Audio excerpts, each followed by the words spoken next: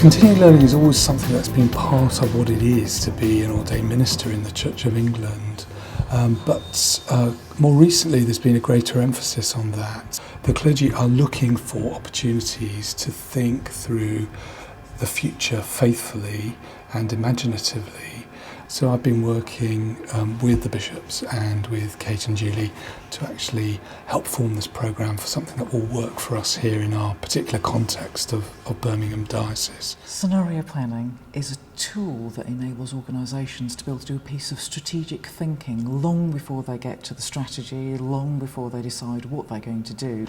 It enables them to get to a place through telling different stories and inhabiting those different places to be able to understand what's coming over the hill, what the early indicators are for very different futures that they might take their place in.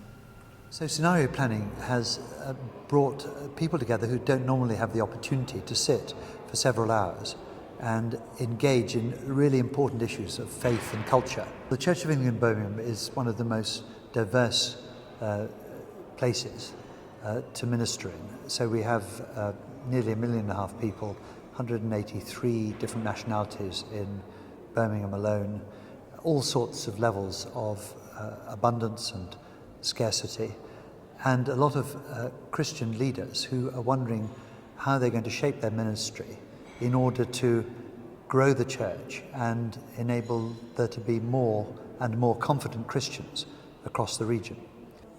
To move from a busy daily ministry into envisaging the future takes time and energy. So having the opportunity to reimagine ministry in our own setting with a framework or a methodology of working together seemed to be a very, very important opportunity. The scenario planning process follows 5 phases. The first phase is the orientation phase. Then we move into an exploration phase where we begin to think about the driving forces that are actually going to impact the specific context of the church. We then move into a phase that's about synthesizing. It's about bringing together themes and streams so that the stories can begin to take shape. And then once the stories are taking shape, we move into a phase where we begin to look at, well, what are the implications that come out of these different stories, these different scenarios, and on the basis of those implications, what actions could we take? The monitoring phase is really the phase that enables people to see whether particular indicators are emerging that indicate that they're moving into a particular scenario, that a particular kind of future is coming. So those have been the 5 phases. The process for the Church of England in Birmingham has been fairly simple and fairly straightforward. What we've done is there's been a steering group that have met together right at the beginning just to begin to tease out what are the real issues, what are the concerns, what are the themes that are coming up as dangers, as challenges, but also as potential routes forward. So we did that work with the steering group, and then we moved into day 1 where we began to tease out with the whole group what is the key question that the Church of England in Birmingham are concerned about. In day 2 and 3, what we worked on was this exploration phase of, okay, what are the key driving forces? What are those trends? What are those movements in society, in the global context, within the church context that are going to impact most upon the Church of England in Birmingham and most upon the question that they're asking?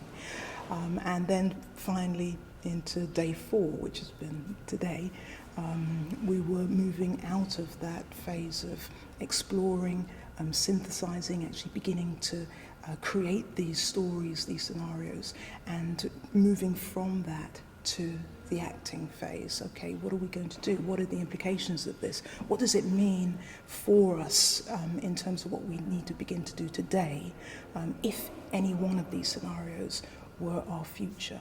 It's a diverse society and a diverse community, but it is a flourishing community, and we're working together with people of other faiths as well. There's been a reduction in crime in this utopia, so there's no fear. It's utopia, not Eden. Utopia, a place, not really. It's not that wonderful place of our imaginings, because there is a sense that when people are so self-sufficient, idealistic, and have abundance, where plenty meets plenty, there seems to be an absence of God, a feeling that there is less food around, there is less energy around, natural resources are being depleted. On national and local levels, we envisage that resources continue to be scarcer in their distribution and unequal in distribution. So communities are forced to come together for the greater good, utilising whatever local resources and locally held skills they have. Funding from central government, we think, will be led by the needs of an ageing population. Immigration continues to rise. The diocese is therefore increasingly diverse. There is no majority community in Birmingham itself, more a collection of minorities, and these often inhabit their own neighbourhoods and have little to do with the rest of the city. There is sometimes tension between them, often expressed in terms of faith. In other areas of the diocese, there remains a white English majority, but this feels itself to be increasingly under siege from newcomers. And there is a growing resentment from those who, once upon a time, would have fled, but who now feel there is nowhere to flee to. As well as the English, other ethnic groups are becoming much more confident in expressing themselves. Even in Solihull, for example, there are increasing demands for elements of Sharia law to be put in place. As a result of public disorder and rising crime, a surveillance culture has developed. Any large gathering is viewed by the authorities with suspicion. A temporary law has been enacted, allowing regional assemblies and the police to require a licence to be granted for public gatherings of more than 50 people. A church that might currently have 3 congregations on a Sunday, in 20 years' time they'll have a congregation on Tuesday morning in someone's home, a congregation on Thursday evening, perhaps a virtual congregation, and a congregation perhaps on Sunday afternoon. People will be very keen to gather, because during the week a lot of people will be at home, perhaps because of rising fuel prices. They won't be able to get out as much, more people will be wanting to work at home, and in the evenings they'll be afraid to go out because of the public disorder. So when Eucharistic gatherings do happen, they become more luminous, they become more daring, they become more radical. At the same time, churches will be celebrated as sources of beauty, art and music. So as the places around us are devastated by rioting and antisocial behaviour and public disorder, the church standing up for things of beauty and art will become really important. Now, what's delightful about what's happening at the moment is each story is really different and is being told in a very different way. So we're getting some real richness, some surprises, lots of provocation and a real engagement. What's delightful to hear in the groups is the engagement, because it gets you into someone else's scenario about what the issues are and what's coming down the track.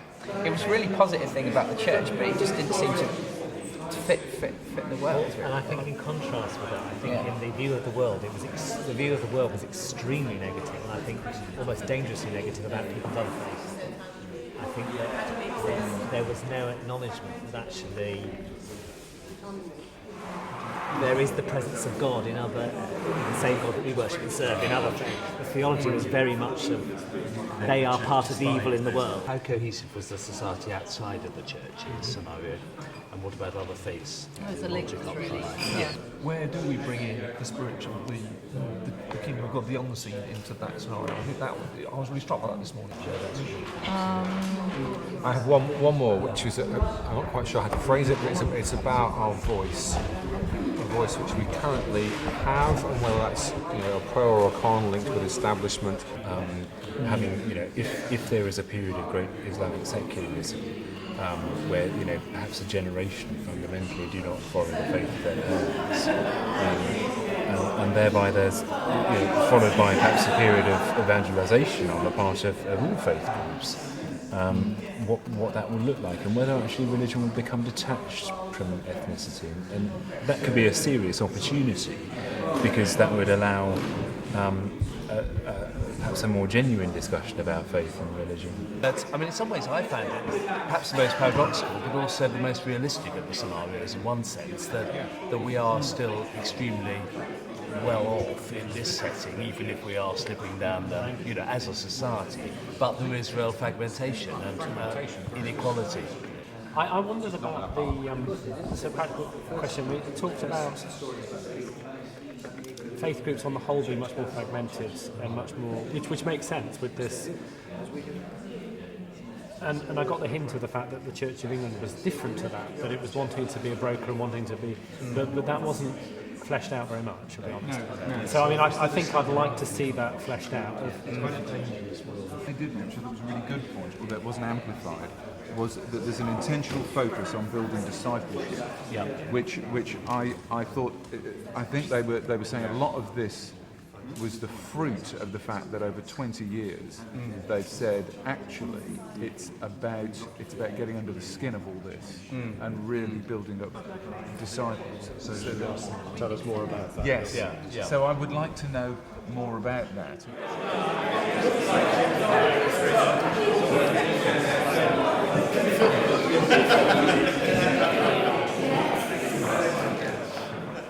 Scenario planning is, of course, in one sense contrived, it's a methodology, but the way that we've worked at it in this process is to release energy and to build confidence, rather than to constrain people in a direction that is designed to put people into a particular way of thinking or a particular way of behaving. I think one of the greatest benefits from my perspective has been the opportunity to meet with some of our younger clergy and lay people working in very different kinds of communities, village communities through to inner city and outer estate kind of communities, and engaging in kind of structured conversation about how we can move forward from where we are now to where we want to be. One of the greatest things I think I've taken from the programme is the scenario planning sort of situation. So immediately I started thinking about how this might work. I saw it working amongst this big kind of group, and I thought, well, how is this going to work at church? So actually spending 4 days thinking totally about the big picture and how we can help the church grow nationally and across this Birmingham area is really exciting. And so this has created a new tool, a new way of looking at that big picture. Kind of personally, it's been very refreshing as well, just being able to take a significant chunk of time away from what I do to energise and enthuse me to go back and kind of do more and do things differently. I'm thinking about it all the time since we started this process, and I'm having lots of conversations with friends and other clergy about what we might do. And I think there are lots of people in the group who will be very interested to carry on meeting after this and to carry on thinking now what are the practical next steps. And I would hope to be involved in that process, because I just think there's so many things that we now need to do as a result of some of the thinking we've done. I think one thing this process has helped me with is how to look for change in what's going on around. And when I look around my parish, when I look around my community, I know change has been happening. I can pinpoint some of the change, often retrospectively. And I think because we've been concentrating on a changing world and what's going to happen in the next 20 or 30 years, I've become more acute about what's happening, much more aware of how patterns which have begun are going to develop. And we can't entirely predict what's going to happen, but I hope that I'm in a better position to start to trace some of those changes. In both the places which I work, in university as well as in the parish, there's something about thinking outside the box. There is a sense of realization that we need to start doing more creative and intuitive work, and this course has really opened my eyes to that. Actually, I've become much more globally aware about the significance of certain things and perhaps less tolerant of ideologies and things that I see around that are trying to polarise and split people up. So I've noticed it's like something that was there has become much more to the fore, that noticing capability. Yeah. I'm always on Twitter now, far more than I ever was before, because I'm reading articles about things and trying to get really that much bigger, that idea of what is going on and why things are happening and what's the reality of situations. When you're working in an institution which has its own particular way of doing things, which often goes back hundreds of years, as with the Church of England, it needs an exercise like this to begin to kind of dig the ground around a bit and say, can we do things differently from how we're doing them at the moment? And although that's been going on, I'm sure, for decades, I think a process like this really helps accelerate it. That we know the world is changing, yes, and that we need to change now with it, and yes, not look back in 10 years, 20 years' time and say, I wish we had changed when the world changed. I think at this later stage of the programme, where we've been designing scenarios imaginatively within the constructs of scarcity and abundance and of fragmentation and cohesion, a number of conflicting points have come up, because we can imagine society and we can imagine church, but the interaction of the two is where those light bulb moments can come on. So, for example, if the church is going to be renewed in 20 years' time, but at the same time society is changing very fast, are we going to have enough energy to both reshape the church and continue doing our Christian service, our evangelism and our care of people at the same time in a revolutionary society? So that's been a very focused moment for me, and a reality check. Because we can have all these marvellous ideas about the future, but in the end we've got to introduce them and implement them as we live our daily lives. And so that's held me quite firmly in a place of reality, and I'm very grateful for that. In a sense, what this process allows for is this outside-in view, looking at the wider picture. It allows for engaging with something actually I think that's quite dear to the heart of the church, which is a sort of prophetic foresight, the ability to anticipate the future, but also with the theme of wisdom. This is a tool that could really empower the church and empower diverse groups within the church to have a conversation together about an unknown future, but in a way that resonates with its roots. I've been thrilled, as someone who's looking as far ahead as possible for the Church of England as Bishop, to find there are a number of colleagues who are prepared to be imaginative, risk-taking, and also wanting to put Jesus Christ first in the whole pattern of who we are as church, and enable the church not just to serve Christ, but also to bring Christ to others. The benefits for the whole of the Church of England in this area are, I think, to recognise that we have a lot of talented leaders already in post, and that we, if we are prepared to keep faithful to God's calling, and we're prepared to risk moving out from our comfort zones, we may just be able to fashion a church which is not only well resourced but also well equipped to bring the gospel to hundreds of thousands of people in this region who've never contemplated the claims or challenge of Jesus.